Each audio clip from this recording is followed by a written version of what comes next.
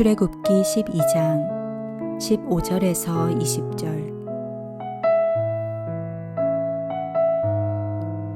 너희는 이레 동안 무교병을 먹을지니 그 첫날에 누룩을 너희 집에서 제하라. 무릇 첫날부터 일곱째 날까지 유교병을 먹는 자는 이스라엘에서 끊어지리라. 너희에게 첫날에도 성회요 일곱째 날에도 성회가 되리니 너희는 이 두 날에는 아무 일도 하지 말고 각자의 먹을 것만 가줄 것이니라. 너희는 무교절을 지키라. 이 날에 내가 너희 군대를 애굽 땅에서 인도하여 내었음이니라. 그러므로 너희가 영원한 규례로 삼아 대대로 이 날을 지킬지니라. 첫째 달 그 달 열 나흘날 저녁부터 21일 저녁까지 너희는 무교병을 먹을 것이요 이레 동안은 누룩이 너희 집에서 발견되지 아니하도록 하라. 무릇 유교물을 먹는 자는 타국인이든지 본국에서 난 자든지를 막론하고 이스라엘 회중에서 끊어지리니 너희는 아무 유교물이든지 먹지 말고 너희 모든 유하는 곳에서 무교병을 먹을지니라.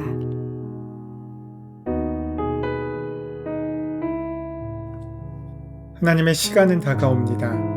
더딘 것처럼 보일 때도 있지만 그날은 반드시 오고야 맙니다. 그날은 어떤 이에게는 구원의 시간이고 또 어떤 이에게는 심판의 시간입니다.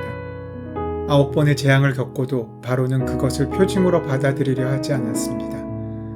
그 정도의 위기로 무너질 제국이 아니라는 자신감 때문이었을 것입니다.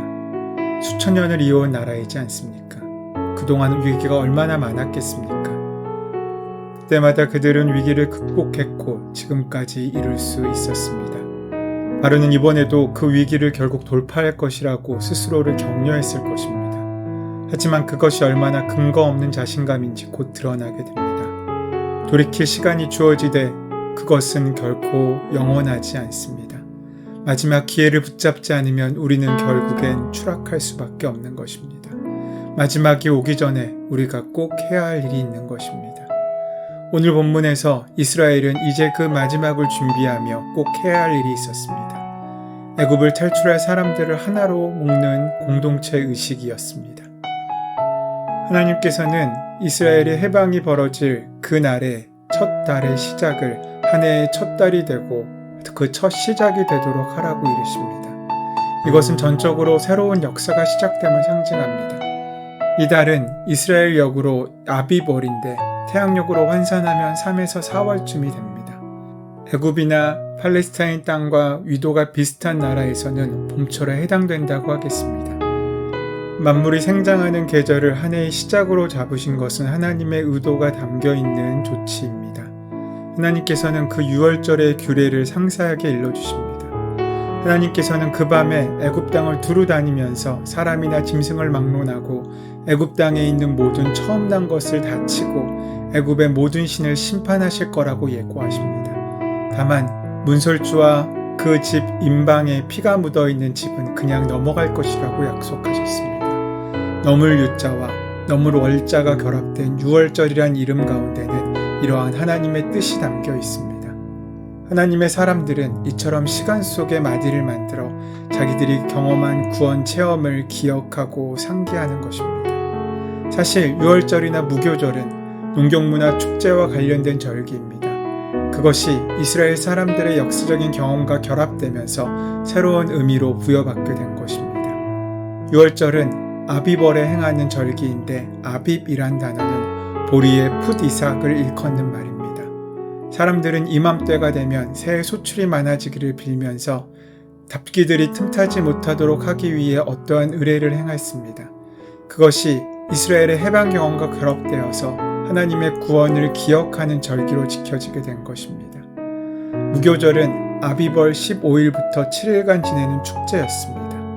이 절기에는 누룩을 넣지 않은 빵, 맛자를 먹어야 했습니다. 그 까닭이 무엇이겠습니까? 누룩은 밀이나 보리, 옥수수 등의 곡물을 찐 후 누룩 곰팡이를 번식시킨 것입니다. 누룩은 반죽 속에 들어가 뭔가를 변화를 시킵니다. 그 때문에 사람들은 하나님께 바치는 제물에는 누룩이 들어가선 안 된다고 믿었습니다. 누룩은 살림살이에 사용될 땐 유용한 것이었지만 상징으로 사용될 때는 부패와 타락의 대명사처럼 여겨졌습니다. 신약에서도 누룩은 인간들이 경계해야 될 악덕을 상징할 때 사용되는 경우가 많았습니다. 이스라엘 백성들은 누룩이 들지 않은 빵을 이래 동안 먹으면서 자기들이 하나님의 백성으로 구별되고 있다는 사실을 재확인하곤 했을 것입니다. 일상적인 식사가 종교적인 의례가 되고 있는 것입니다. 6월절 만찬 자리에 모인 고대 이스라엘의 가정을 상상해 보십시오. 모세를 대표자로 내세운 그들은 애굽 왕과 마지막 거래를 하고 있습니다. 9번의 재앙도 바로의 마음을 바꾸지 못했습니다. 이제 한 가지만 남았습니다. 자신들이 할 수 있는 일은 하나도 없습니다. 애굽의 바로는 오늘의 대통령보다 더 막강한 힘을 가진 존재입니다. 초기라고 한다면 모세가 바로와 적당하게 거래하다가 안 되겠다 싶으면 그냥 애굽에 머물러도 되었습니다. 그런데 이제는 그럴 만한 기회가 다 지나가 버리고 말았습니다. 그들에게 이제 남은 선택은 없습니다. 배수에 진을 친 것입니다. 그들은 1년 된 양 한 마리를 잡아서 가족들과 함께 둘러앉아 구워 먹었습니다. 일이 잘못되면 앞으로 이런 만찬 자리는 그들에게 주어지지 않습니다. 다행히 그들은 하나님의 약속대로 죽음을 면하고 애굽을 탈출했습니다. 그들의 생각에는, 그들의 경험에는 불가능한 일을 경험하게 된 것입니다. 이런 이야기는 이스라엘 역사에서 대대로 이어졌습니다. 그것을 바탕으로 그들의 하나님 신앙은 점점 더 깊어진 것입니다. 교회도 성찬 예식을 접전하며 6월절 의식에 참여합니다. 그때마다 우리는 고대 이스라엘 사람의 심정이 되곤 합니다. 빵을 손에 들고 이것은 그리스도의 목입니다라고 말하고, 포도주를 들고 이것은 그리스도의 피입니다라고 고백합니다. 이것은 단순히 종교 의식만이 아닙니다. 우리의 영적인 실존이고 운명이며 삶과 죽음에 대한 경험입니다. 우리도 언젠가는 더 이상 빵과 포도주를 먹지 못하고 마시지 못하게 됩니다. 개인의 차원에서도 그렇고 인류 전체의 차원에서도 그렇습니다. 우리가 살아있는 동안에 먹을 수 있는 마지막 먹을 거라고 생각한다면 소박한 빵과 포도주는 이 세상의 그 어떤 비싼 것보다도 값진 것들이 됩니다. 따라서 우리가 곧 그 자리를 떠나야 할 것처럼 허리에 띠를 띠고 발에 신을 신고 손에 지팡이를 들고 급하게 먹어야 합니다. 오직 하나님으로부터 생명만을 생각하라는 뜻입니다. 6월절 영성은 바로 성찬 예식에서의 현실성이 되었습니다. 제자들과 초기 기독교인들은 6월절에 잡은 어린 양이 바로 그리스도 예수라고 생각했습니다. 6월절 행사에서는 어린 양의 피가 중요합니다. 죽음의 천사는 그 피를 보고 그 집을 그냥 지나쳤다고 말합니다. 어린 양의 피로 인해서 이스라엘은 생명을 얻었고 애굽에서 해방될 수 있었습니다. 초기 기독교인들이 예수님을 6월절 어린 양이라고 생각하는 것은 이제 죽음과 삶의 문제를 전혀 새로운 차원에서 받아들이고 있다는 것을 뜻합니다. 이스라엘은 실제적인 재앙이나 정치적인 고난으로부터 벗어나는 것을 구원이고 해방이라고 여겼지만 초기 기독교인들은 죄와 죽음에서 벗어나는 것을 구원이고 해방이라고 생각한 것입니다.